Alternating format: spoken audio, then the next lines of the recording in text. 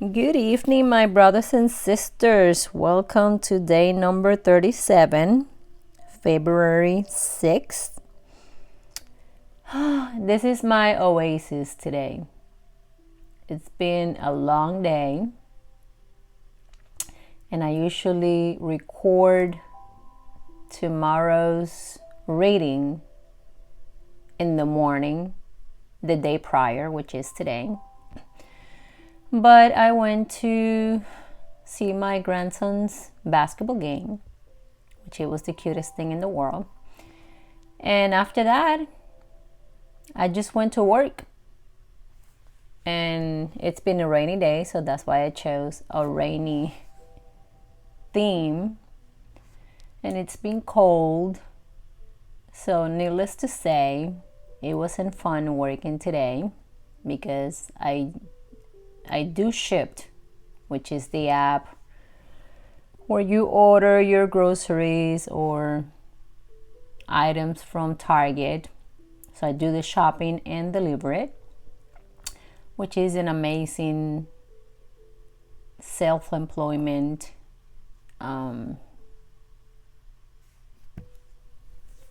what do you call it? Source of income, I would say. It's great. It's a great pay, and you have all the flexibility in the world. So I needed this moment, so I guess our amazing God orchestrated everything so I could actually come tonight at almost 9:30 p.m. so I could decompress and relax and enjoy these oases, which I love reading the Bible. So thank you, Jesus. I hope you had a good day, less hectic than mine. I didn't have a bad day, but it was pretty hectic, and I am not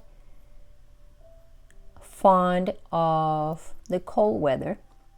I guess my Puerto Rican blood, island, beach, sun is still in my blood, even though I've been here for more than half of my life, but it's definitely not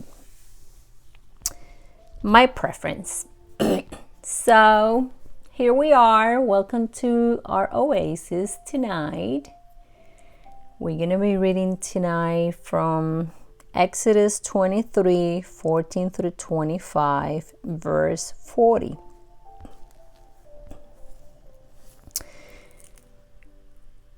Each year, you must celebrate 3 festivals in my honor. First, celebrate the festival of unleavened bread. For 7 days, the bread you eat must be made without yeast, just as I commanded you. Celebrate this festival annually at the appointed time in early spring, in the month of Abib, for that is the anniversary of your departure from Egypt. No one may appear before me without an offering. Second, celebrate the festival of harvest, when you bring me the first crops of your harvest. Finally, celebrate the festival of the final harvest at the end of the harvest season, when you have harvested all the crops from your fields. All these 3 times each year. Every man in Israel must appear before the sovereign, the Lord. You must not offer the blood of my sacrificial offerings together with any baked goods containing yeast. And do not leave the fat from the festival offerings until the next morning. As you harvest your crops, bring the very best of the first harvest to the house of the Lord your God. You must not cook a young goat in its mother's milk. See, I am sending an angel before you to protect you on your journey and lead you and lead you safely to the place I have prepared for you. Pay close attention to him and obey his instructions. Do not rebel against him, for he is my representative, and he will not forgive your rebellion. But if you are careful to obey him, following all my instructions, then I will be an enemy to your enemies, and I will oppose those who oppose you. For my angel will go before you and bring you into the land of the Amorites, Hittites, Perizzites, Canaanites, Hivites, and Jebusites, so you may live there. And I will destroy them completely. You must not worship the gods of these nations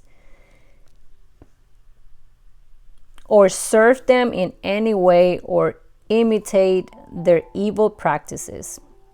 Instead, you must utterly destroy them and smash their sacred pillars. You must serve only the Lord your God. If you do, I will bless you with food and water, and I will protect you from illness. There will be no miscarriages or infertility in your land, and I will give you long, full lives. I will send my terror ahead of you and create panic among all the people whose lands you invade. I will make all your enemies turn and run. I will send terror ahead of you to drive out the Hivites, Canaanites, and Hittites. But I will not drive them out in a single year, because the land will become desolate and the wild animals will multiply and threaten you. I will drive them out a little at a time until your population has increased enough to take possession of the land. And I will fix your boundaries from the Red Sea to the Mediterranean Sea, and from the eastern wilderness to the Euphrates River. I will hand over to you the people now living in the land, and you will drive them out ahead of you. Make no treaties with them or their gods. They must not live in your land, or they will cause you to sin against me. If you serve their gods, you will be caught in the trap of idolatry. Then the Lord instructed Moses, "Come up here to me and bring along Aaron, Nadab, Abihu, and 70 of Israel's elders. All of you must worship from a distance. Only Moses is allowed to come near to the Lord. The others must not come near, and none of the other people are allowed to climb up the mountain with him." Then Moses went down to the people and repeated all the instructions and regulations the Lord had given him.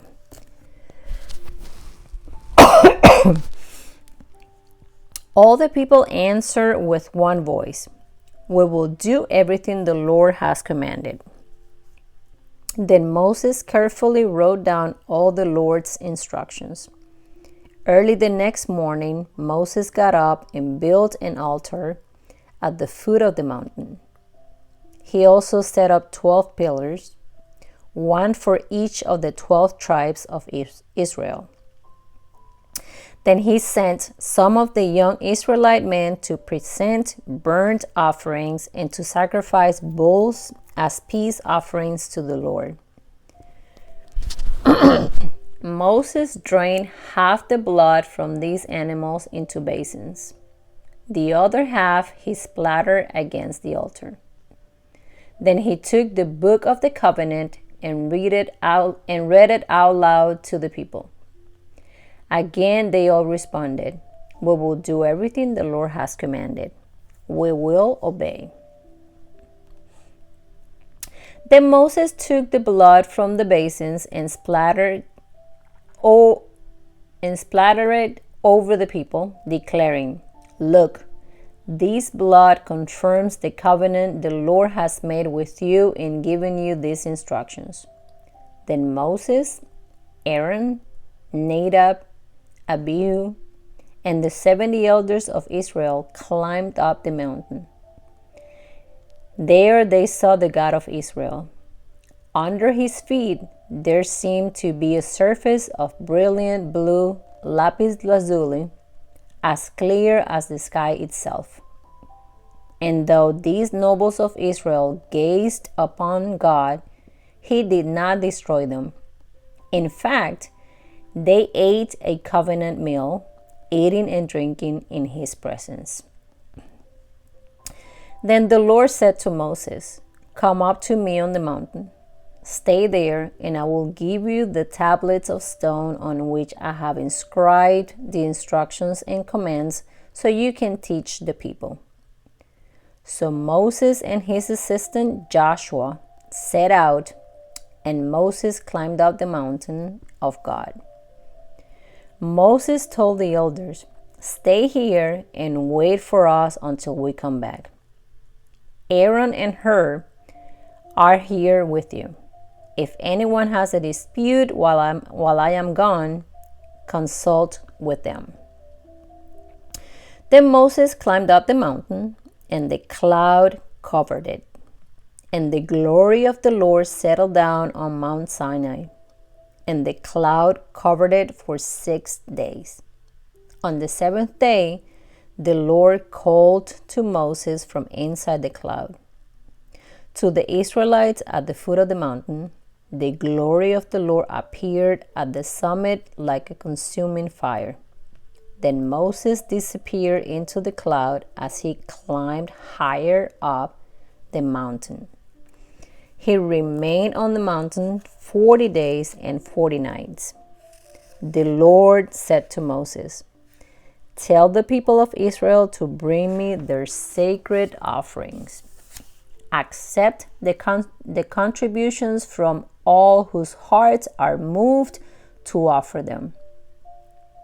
Here is a list of sacred offerings you may accept from them: gold, silver and bronze, blue, purple and scarlet thread, fine linen, and goat hair for cloth, tan ram skins and fine goat skin leather, acacia wood, olive oil for the lamps, spices for the anointing oil and the fragrant incense, onyx stones, and other gemstones to be set in the ephod and the priest's chest piece. Have the people of Israel build me a holy sanctuary so I can live among them. You must build this tabernacle and its furnishings exactly according to the pattern I will show you. Have the people make an ark of acacia wood, a sacred chest 40 inches long, 27 inches wide, and 27 inches high. Overlay it inside and outside with pure gold, and run a molding of gold all around it.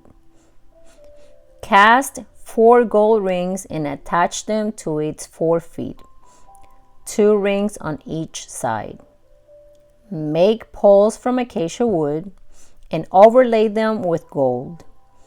Insert the poles into the rings at the sides of the ark to carry it.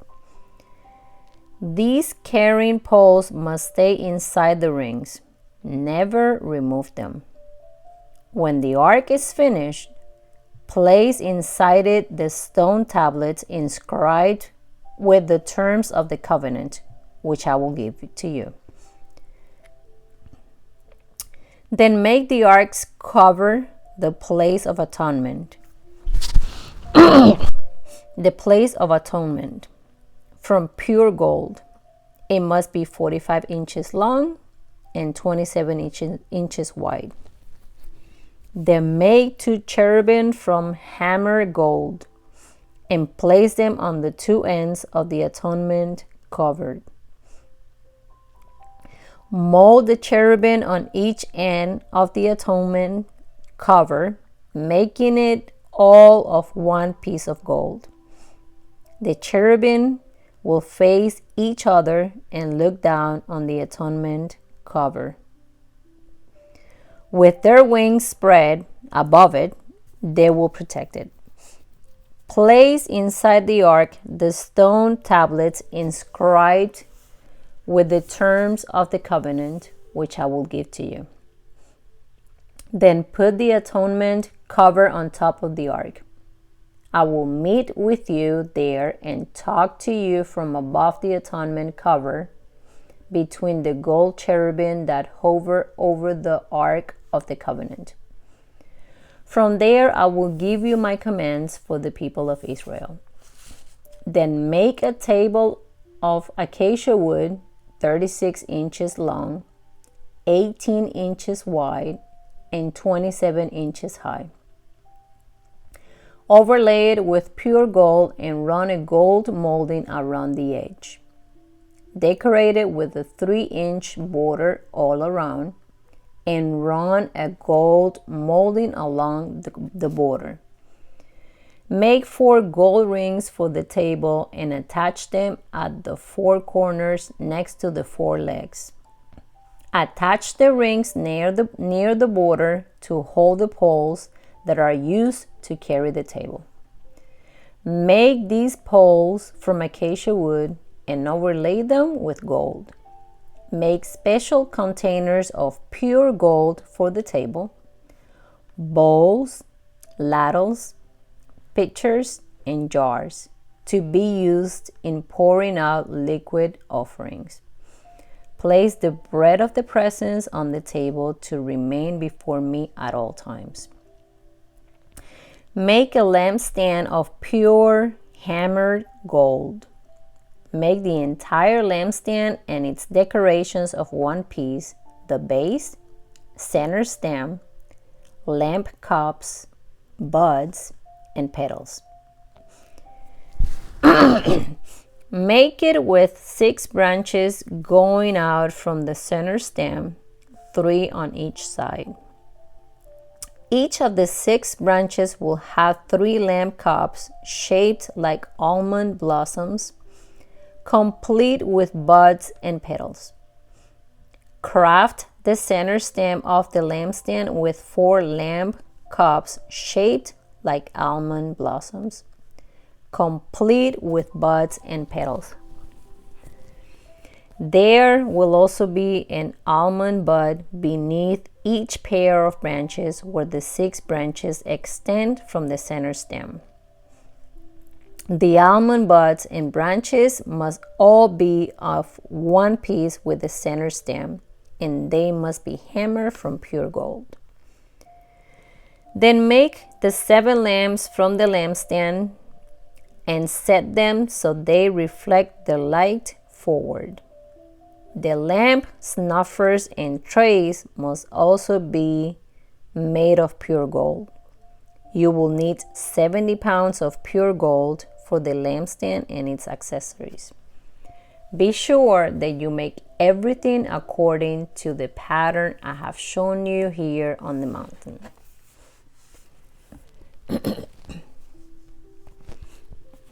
Matthew 24, 29 through 51. Immediately after the anguish of those days, the sun will be darkened, the moon will give no light, the stars will fall from the sky, and the powers in the heavens will be shaken. And then at last, the sign that the Son of Man is coming will appear in the heavens, and there will be deep mourning among all the peoples of the earth. And they will see the Son of Man coming on the clouds of heaven with power and great glory. And he will send out his angels with the mighty blast of a trumpet, and they will gather his chosen ones from all over the world, from the farthest end of the earth and heaven. Now learn a lesson from the fig tree. When its branches bud and and its leaves begin to sprout, you know that summer is near. In the same way, when you see all these things, you can know his return is very near, right at the door. I tell you the truth, this generation will not pass from the scene until all these things take place. Heaven and earth will disappear, but my words will never disappear. However, no one knows the day or hour when these things will happen, not even the angels in heaven or the Son himself. Only the Father knows. When the Son of Man returns, it will be like it was in Noah's day. In those days before the flood, the people were enjoying banquets and parties and weddings right up to the time Noah entered his boat. People didn't realize what was going to happen until the flood came and swept them all away. That is the way it will be when the Son of Man comes. 2 men will be working together in the field. One will be taken, the other one left. 2 women will be grinding flour at the mill. One will be taken, the other one left. So you, too, must keep watch. For you don't know what day your Lord is coming. Understand this. If a homeowner knew exactly when a burglar was coming, he will keep watch and not permit his house to be broken into. You also must be ready all the time, for the Son of Man will come when least expected. A faithful, sensible servant is one to whom the master can give the responsibility of managing his other household servants and feeding them. If the master returns and finds that the servant has done a good job, there will be a reward. I tell you the truth, the master will put that servant in charge of all he owns. But what if the servant is evil and thinks, my master won't come back for a while, and he begins beating the other servants, partying, and getting drunk? The master will return unannounced and unexpected, and he will cut the servant to pieces and assign him a place with the hypocrites. In that place, there will be weeping and gnashing of teeth.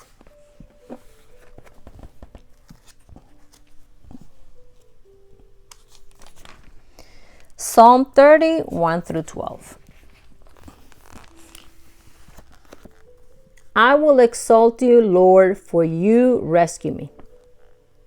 You refuse to let my enemies triumph over me. O Lord my God, I cried to you for help, and you restored my health. You brought me up from the grave. O Lord, you kept me from falling into the pit of death. Sing to the Lord, all you godly ones. Praise his holy name.